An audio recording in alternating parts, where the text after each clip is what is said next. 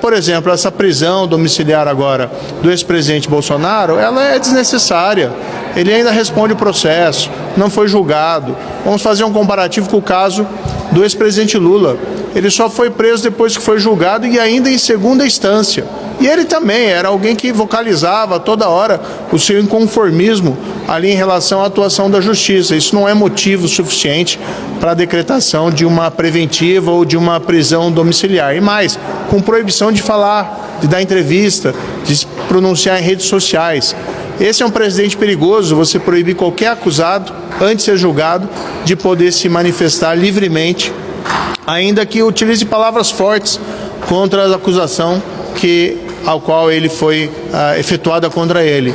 Então a gente tem que buscar distensionar o país, principalmente nesse momento de tensão com os Estados Unidos. Não é o momento, claro, temos que ser firme na defesa da nossa soberania, mas está na hora de buscar as coisas se acalmarem. Temos também essa outra situação do senador Marcos Duval, que foi submetido aí a restrições cautelares que, a meu ver, impedem o exercício do mandato dele. A adesão diz, não, ele pode vir no Congresso, pode votar. Certo, mas e o contato dele com os seus eleitores? Como nós fazemos, voltamos para nossos estados a toda semana para se comunicar com a população, no meu caso do Paraná, no caso dele do Espírito Santo.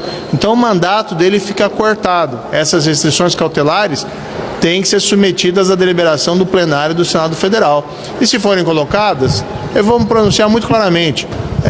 Ele ainda não foi sequer denunciado. Não sabemos quais crimes que eventualmente ele teria praticado. Então essas restrições me parecem excessivas no atual momento. Isso não significa concordar com as palavras dele, que eu sei que às vezes são muito duras, mas o preço da democracia é também a liberdade de expressão, é também a gente ter divergências razoáveis aqui entre nós. E o que a gente não pode é calar, não o senador Marcos Duval, mas os seus eleitores, porque ele não está aqui por ele está aqui representando os milhões de eleitores lá do Espírito Santo que o escolheram colocar no Senado. Senador, ainda falando sobre essa questão do tarifaço, o senhor disse que esteve no estado do Paraná, no seu estado, falando com produtores, com os exportadores.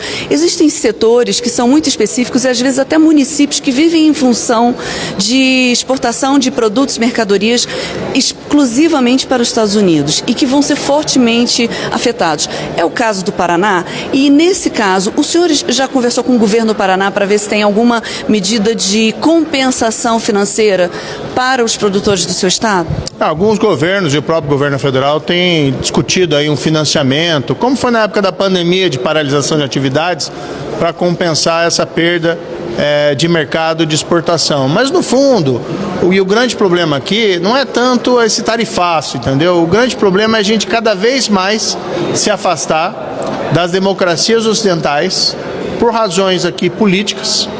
Tudo bem, as tarifas não se justificam, mas por razões políticas nós estamos cada vez mais nos afastando. Então temos que trabalhar diplomaticamente, com firmeza, em defesa da nossa soberania, mas para afastar esse mal-estar entre Brasil e Estados Unidos, que são aliados tradicionais e históricos. Isso não significa dizer que concordamos com as tarifas ou concordamos com Donald Trump, mas está na hora de dialogar com responsabilidade na mesa de negociação. Muito obrigada pela entrevista.